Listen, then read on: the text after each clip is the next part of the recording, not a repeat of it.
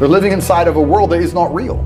They don't live in a real world. A lot of people live inside of the matrix completely. Your mentality is heavily linked to your reality. And the fact that most people have such weak mindsets comes from the fact that they have a weak life, a weak body, a weak social circle, a weak network, a weak bank account, a weak relationship, and then their mind is weak. Well, of course. Whereas if you had a group of soldiers around you, men who were dedicated, who would ride or die with you, if you were strong, if your woman would never leave you no matter what because she idolizes you, then your mentality would be strong. Your mind would be strong by extension. So if someone comes to me and goes, I doubt myself, I usually look at them and go, yeah, I understand why. You're a little fat piece of shit and you're stupid. Of course you do. I've never seen anybody dedicate themselves to something completely and fail. I've never seen somebody eat right, go to the gym every day, train really hard, and not be in good shape. I've literally never seen it. The universe is extremely giving. If you actually try and you actually want it, and you're actually not making excuses, lying, talking shit, you're gonna get what you want. So when I see people who don't have what they want, I consider them losers. And this may be elitist, I understand that. But if I put myself through endless pain to end up where I am, it's very hard for me to have sympathy on the man who's afraid of pain. You're avoiding pain. I've been through endless. I now have everything I've ever desired. You have none of the things you desire. Am I supposed to feel sorry for you because you took the easy way out?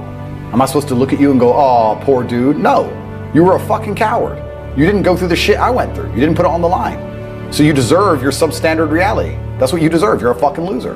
Because if you actually wanted it and you actually tried, you'd have it. You could have anything you want. Universe is super giving. You want a fucking Ferrari, you can have it. You want that bitch, you can have her. You can have anything you want on the planet. There's not a girl that I look at that I want that I can't have. Not one. That's my reality. There's not a car I can't have. There's not a house I can't buy. If I want to go to a yacht, if I want to go to Antarctica, there's nothing I can't have. Bam. Because I've decided to become this man. It's the same for absolutely every single one of you at home. If you want it, you can have it. If you're sitting there saying, oh, but I tried my best and I still didn't get it, you're lying. You didn't try your best. That is a fucking lie. The universe gives it to everybody who genuinely tries.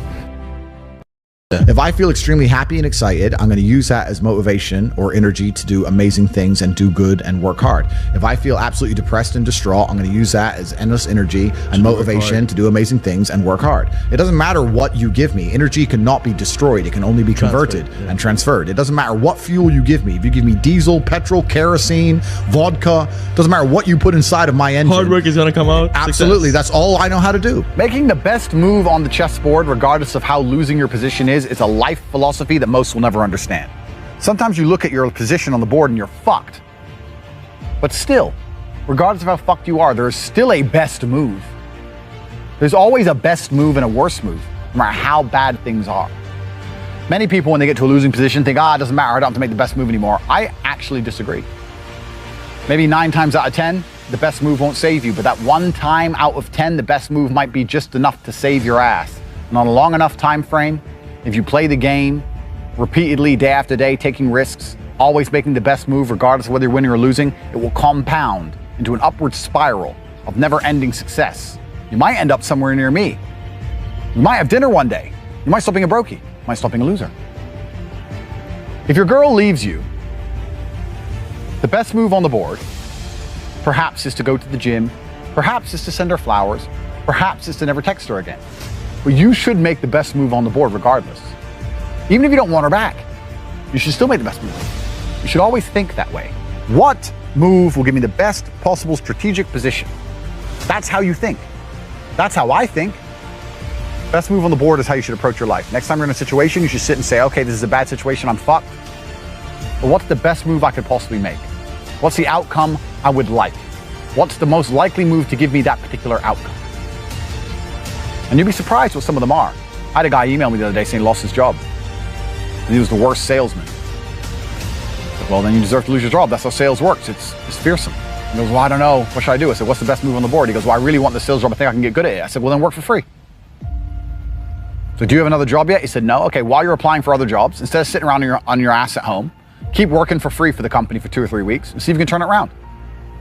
And he tried that. And he couldn't because he's shit at sales. But the point is, if he would have sat at home doing nothing, It wouldn't have helped him. The best move on the board was to try and prove to his company that he's actually worth something. If he was worth something, in those 2 or 3 weeks, he might have turned it around and got his job back. He still got to apply for new jobs. He didn't lose anything. Best move on the chessboard. That's how I want you to approach your life, ladies and gentlemen. It's the mental model in which you should apply to scenarios to deduce what is the best possible action.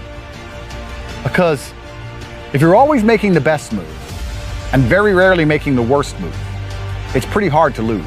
It's player versus player out here. The world is about winners and losers, and everyone is competing against each other. You are competing against me, I'm competing against you, you're competing against your friend. You're competing against your enemies. You want $1, so does everyone else. You want that hot girl, so does everyone else. You want that house, so does everyone else. What's amazing is the things you want, the main reason you want them is because other people want them. So you can show off that you have it and they don't. It is competition. It's kind of like the age-old adage. If a tiger's chasing 10 people, you don't have to be the fastest. You just have to be faster than the slowest guy, because he's fucked.